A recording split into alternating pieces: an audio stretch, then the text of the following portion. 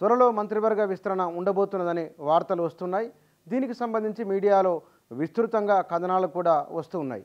లోక్సభ ఎన్నికల తర్వాత మంత్రివర్గ విస్తరణ ఉంటుందని గతంలోనే పెద్ద ఎత్తున చర్చ జరిగింది. ఇప్పుడు ఆయా సామాజిక వర్గాలు అంటే తొలి దశలో ఎవరికైతే రాలేదో ఇప్పుడు రాని వారికి ఆయా సామాజిక వర్గాలకు అవకాశం ఉండొచ్చు అనేది ఆ వార్తా కథనాల సారాంశం. ఇప్పటికీ ముఖ్యమంత్రితో సహా 12 మంది ఉన్నారు. మరొక 6గురికి అవకాశం రాబోతున్నది.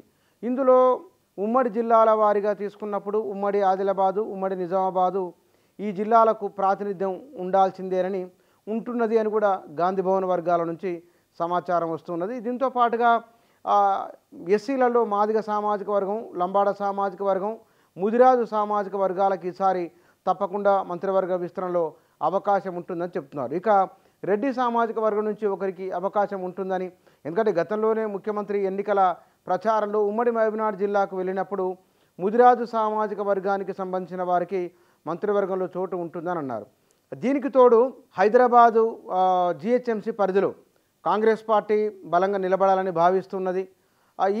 ఈ సందర్భంలో ఎవరికి ఇవ్వాలి, ఇస్తే ఎవరికి ఇవ్వడం వలన పార్టీకి ప్రయోజనం ఉంటుంది, ఇక్కడ కూడా రెడ్డి బీసీ సామాజిక వర్గాల ఈక్వేషన్ చూసుకుంటే కనుక ఎవరికి ఇవ్వడం వలన ఇన్ఫ్లుయెన్స్ ఉంటుందనే దానిపైన కూడా పెద్ద ఎత్తున చర్చ జరుగుతున్నది. బహుశా మున్నూరు కాపు సామాజిక వర్గానికి కొండా సురేఖ ఉన్నప్పటికీ ఆమె పద్మశాలి సామాజిక వర్గంగా అంచనా లెక్క వేస్తున్నారు కాబట్టి ఆ కోటాలో ఇప్పుడు మున్నూరు కాపు సామాజిక వర్గానికి ఇవ్వాలి అనేది, అది ఉత్తర తెలంగాణలో నిజామాబాద్కి ఇవ్వాలన్నా లేకపోతే కనుక ఆదిలాబాద్లో ఎవరికైనా ఇవ్వాలనేది ఒక చర్చ ఉన్నది.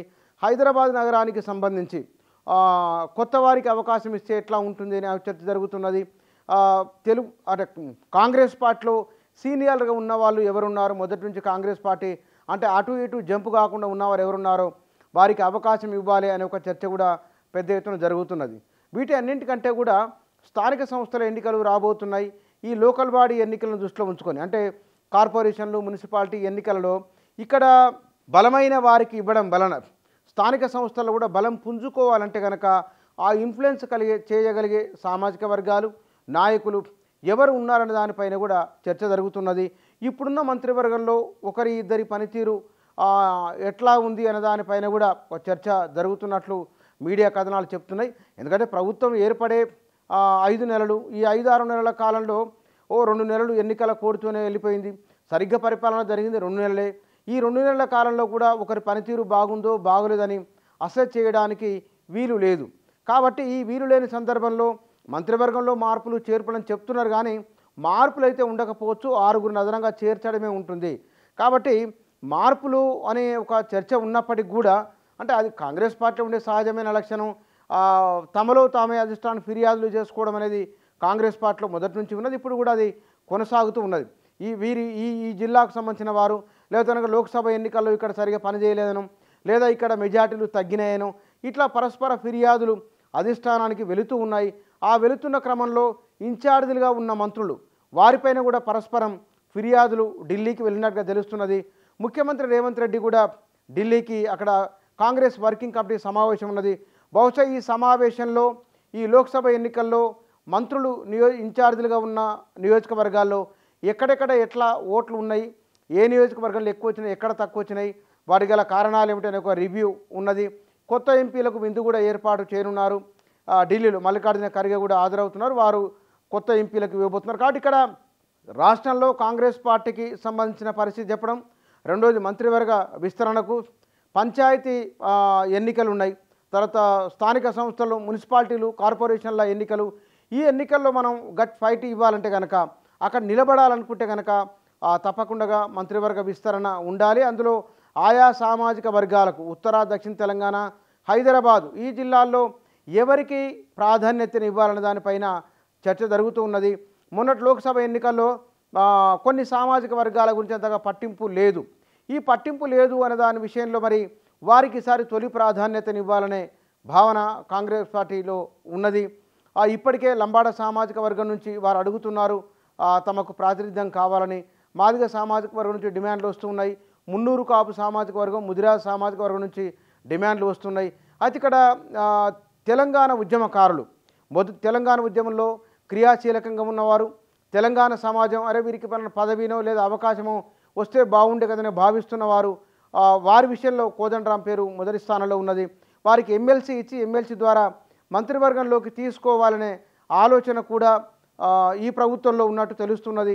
కాంగ్రెస్ పార్టీ కూడా ఇందుకు అనుకూలంగా సానుకూలంగా ఉన్నది. ఎందుకంటే మొన్నటి ఎన్నికల్లో తెలంగాణ జనసమితి బేషరతుగా కాంగ్రెస్కు మద్దతునిచ్చింది.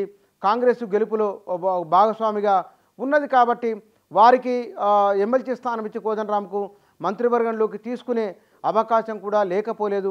దీనికి సంబంధించి కూడా విస్తృతంగా చర్చ జరుగుతున్నది కాంగ్రెస్ వర్గాల్లో. ఇక ఈ మంత్రివర్గ విస్తరణకు ఇప్పటికే రేవంత్ రెడ్డి సన్నిహితులుగా ఉన్నవారు ఒక ప్రయత్నం చేసుకుంటున్నారు. రెండోది ఢిల్లీకి వెళ్ళి ప్రయత్నాలు చేసుకునేవారు వారి ప్రయత్నాల్లో వారు ఉన్నారు. ఈసారి మంత్రివర్గ విస్తరణలో ఎందుకంటే లోక్సభ ఎన్నికల్లో పాస్ మార్కులు వచ్చినాయి రేవంత్ రెడ్డికి.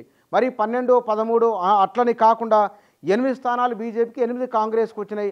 పర్ఫార్మెన్స్ విషయంలో రేవంత్ రెడ్డి పాస్ అయినట్లే. కాబట్టి ఆ మేరకు ఆయన మంత్రివర్గ విస్తరణలో కూడా ఎవరికి అవకాశం ఇవ్వాలనేది బహుశా రేవంత్ రెడ్డికి ఛాన్స్ ఆయనకే ఇస్తున్నారు. ఎందుకంటే మొన్న లోక్సభ ఎన్నికల్లో కూడా ఎవరు అభ్యర్థి ఎక్కడ ఉండాలనేది కూడా ఆయన నిర్ణయానికి వదిలేసారు. మెజార్టీ నియోజకవర్గాలు ఆయన చెప్పినవి ఫైనల్ అయినాయి. కాబట్టి ఇక్కడ ఈ మంత్రివర్గ విస్తరణలో కూడా 1, 2 స్థానాలు ఒకరి ఇద్దరికి ఏమైనా అధిష్టానం సూచన చేయవచ్చునేమో. కానీ అంతిమంగా ఈ ఆరుగురికి అవకాశం ఎవరు ఏ సామాజిక వర్గం అనే విషయంలో బహుశా రేవంత్ రెడ్డికే తుది నిర్ణయం లేదా రేవంత్ రెడ్డి చేతిలోనే పెట్టే అవకాశం ఉన్నట్లు తెలుస్తూ ఉన్నది.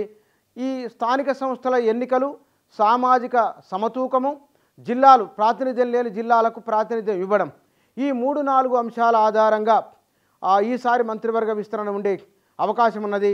ఇక పరిపాలన ప్రారంభం కావడం వాస్తవానికి ఈ 5 నెలలు పెద్దగా పరిపాలన లేనట్లే పరిపాలన జరగబోతున్నది. ఒకవైపున పరిపాలన, రెండో వైపున పార్టీ పైన పట్టు, ఈ రెండు ఏకకాలంలో సాధించాలనే భావన రేవంత్ రెడ్డిలో ఉన్నది. కాబట్టి బహుశా ఆయనకు కేంద్ర ప్రభుత్వం నుంచి కూడా సానుకూలత ఉండే అవకాశాలే ఉన్నాయి. అది నిధులు తెచ్చుకునే విషయంలో కానీ, ఎందుకంటే ఆయన ఇచ్చిన 6 గ్యారెంటీలకు పెద్ద ఎత్తున నిధులు అవసరమైతే చంద్రబాబు నాయుడు, మోడీ అక్కడ ఎన్డీఏలో కాంగ్రెస్ లేనప్పటికీ కూడా ఎన్డీఏ నుంచి రేవంత్ రెడ్డికి సానుకూలమైన సంకేతాలు ఉండే అవకాశాలు ఉన్నాయి. కాబట్టి అన్ని విషయాల్లో రేవంత్ రెడ్డిదే పైచేయిగా కనబడే అవకాశం ఉన్నది. మంత్రివర్గ విస్తరణ కూడా అన్ని సానుకూల అంశాలే.